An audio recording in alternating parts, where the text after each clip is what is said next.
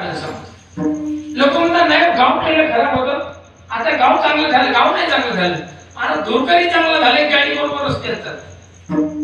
गावातले कारभारी सुधारले, गाव सुधारायची गरज. ते लोक हे तो वडील जे जे करती तया नाम धर्म कीर्ती नाम माऊलींनी लिहून ठेवलं ना बाबा. धर्म कशाला म्हणायचं असतात? धर्मान धारायचे प्रजा, प्रजेची धारणा धर्मान होते. पण धर्म कशामुळे चालत असते? धर्म कशाला म्हणायचं? हे तो वडील जे जे करती नाही का. सांगतो तुम्हाला, आता एवढं आपल्या गावाचं वैभव, एवढे भजनी मंडळ गावातले. पहिला एक काळ होता, जुना काळ, नाही काकाला आठवते.